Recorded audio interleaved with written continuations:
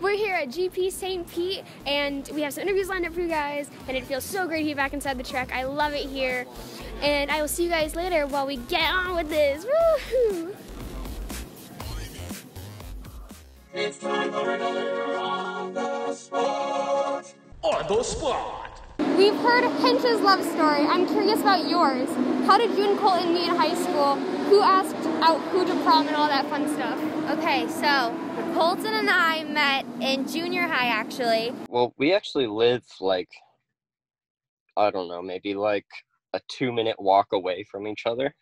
But we were never really friends until like high school. We always went to school together. And then we became good friends in our Spanish class freshman year. He sat next to me, and I thought he was so funny. And then we were totally just friends then. And then it was actually kind of funny. He used to I used to study so hard because I wanted to go to a really good school. And he used to just be like so relaxed. And I was like, why don't you care if you get a bad grade on your test? And he would be like, because I'm gonna be a race car driver. He was like, I don't need to get good grades. And I was like, okay, this kid's a little Looney Tune. Like, he thinks that he's gonna be a race car driver. And then anyways, fast forward, he moved to Europe, and then he came back to high school senior year last semester, and all of a sudden I started seeing him around again because he left for forever. And I was like, oh, like, what's up? And then I didn't have a prom date, and he didn't have a prom date. And so I thought he was kind of cute, and so I texted my friend. I was like, you need to text him and just put the idea in his head that he should take me to prom. So my friend texted him, was like, oh my gosh, you should ask Riley to prom. And he was like, oh, like, that's a good idea. And then, yeah, we've been dating ever since. We went to prom senior year, and that's kind of like when everything started. So it was me wanting to go to prom, but he asked me to be his girlfriend, so it was kind of mutual. Was Colton Mr. Popular in high school? Did everyone know about like him being wanting to be a race car driver and his drumming and stuff? Colton claims that he was popular in high school. He was not really popular in high school because he was never there. He was there one semester freshman year, and he was gone, and he came back one semester senior year. So he thinks he was popular. I was the homecoming queen, so I would say that I was the popular one in the relationship. You've been coming to races for a couple of years now. Have you gotten used to the mix of nerves and excitement each race weekend, especially after races like Iowa this year? Right. Iowa was really horrible. No, I have not gotten used to it. I think I lose a year off my life every time I watch him race. It is just so terrifying, especially the ovals. I'm more calm on street courses and road courses, but I really don't enjoy watching him race ovals. It makes me a nervous wreck. Besides iRacing, has she ever climbed into your IndyCar for a peek at what you do? Have you ever showed her? Has she ever asked? Never. I mean, the closest thing, I taught her how to drive a stick shift car, and then that was that. No, I haven't, but I keep asking him to. I think my butt's too small. She can't fit my seat in the car. But honestly, I don't know if I could fit in it because he has such a tiny little butt, and the seat is fitted to his butt, and I really don't know if I could fit in it, but he told me that we're going to try, so I'm going to try. But it's kind of embarrassing. I don't want anyone to be around if I can't fit in his car.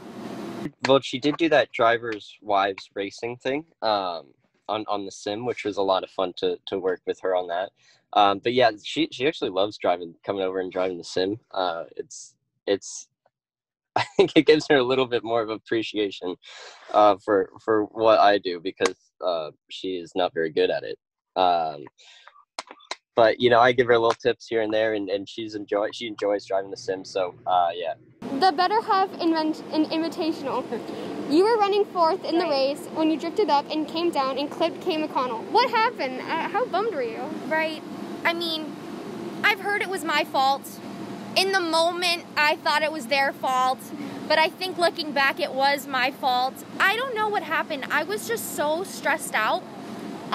It was just really nerve-wracking. I was freaking out, and I had Colton behind me, and his brother, and his sister, and his sister's baby, and they were all watching me, and it was just so stressful. I really don't know what happened, but it was so much fun, and I want to do it again because I think I can win it. I need another shot. I want a rematch. We saw a little willpower teaching Liz iRacing. Leading up, did Colton try to give you all kinds of technical advice that you took in, or did you just want to go race?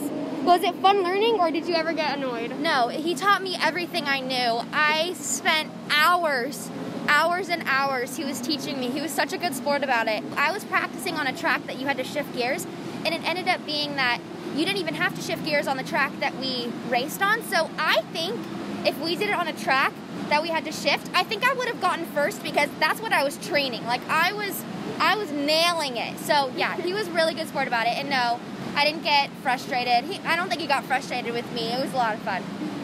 Flipping through Instagram one day, I started realizing you worked in film. What awesome films have you started working on, and what jobs have you been on set? That was just for fun. My mom was in that movie, and then my dad was in Pole Blart 1, my mom was in Pole Blart 2, and so I was just on the set, and then I was just like, can I just walk in the background? And so they just let me walk around for fun, so I really wasn't in that. I go to USC for journalism, and I'm minoring in political science and musical theater. So I'm working on it. I'd like to be more stuff. I'm actually really focused on voiceovers. I love doing voiceover work. I go on a lot of voiceover auditions, and so yeah, that's what I honestly have no idea what I want to do. I also think being a news anchor or a reporter would be really cool. That's why I'm majoring in journalism, but at the same time, I'm super political, so like I feel like running for Congress or something would be cool. So talk to me in another year or something, and hopefully I'll have it more figured out, but I really don't know what I want to do. But I do love film and reporting and such.